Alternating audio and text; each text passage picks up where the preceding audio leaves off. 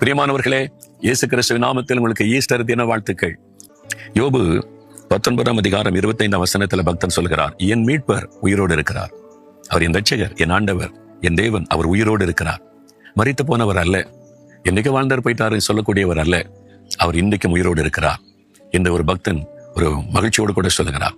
ஆண்டவர் இயேசு சொல்லுகிறார், நான் மரித்தேன், சதா காலங்களிலும் உயிரோடு இருக்கிறேன். இப்படி சொன்ன ஒரே ஒருவர் இயேசு கிறிஸ்து மாத்திரம்தான். இதான உண்மை, இது சத்தியம். அவர் மரணத்தை ஜெயித்து உயிரோடு எழுந்ததுனாலதான் அவரை விசுவாசிங்க, உங்களுக்கு நித்திய ஜீவன் கிடைக்கும்னு சொல்கிறோம். இந்த இயேசு கிறிஸ்து உங்களோடு பேசுகிறார். உங்களுக்காகத்தான் மரித்து உயிர்த்தெழுந்தார். உங்களுடைய பாவங்கள், வியாதிகள், வேதனைகள், துக்கங்கள் எல்லாத்தையும் சுமந்து முடிச்சிட்டு மரணத்தை ஜெயித்து நான் வெற்றி சிறந்தேன்னு சொல்றார். ஏன்னா உங்களுக்கு ஜெயம் கொடுக்க. வாழ்க்கையில் அனுதினம் எத்தனை போராட்டம் வருது, பாவ போராட்டம், வியாதி போராட்டம், பிசாசு போராட்டம், மனிதரால் போராட்டம். இயேசு ஜெயித்தார் மரணத்தை, உங்களுக்கு ஜெயம் கொடுக்க உயிர் தெழுந்தார். அவர் உள்ளத்தில் இருக்கனாலதான் எனக்கு மரண பயம் இல்லை, எதை குறித்த பயம் இல்லை. பிசாசு போராடலாம், மனிதர்கள் விரோதமாக எழும்பலாம், அந்த பயம் என்னை முடக்கி விடுவதில்லை. ஏன்னா நான் விசுவாசிக்கிற இயேசு மரித்த உயிரோடு இருக்கிறார். அவர் ஜெயித்தவர், ஜெயம் கொடுக்கிறவர், எனக்கு ஜெயம் கொடுக்க உயிரோடு எழுந்தார்.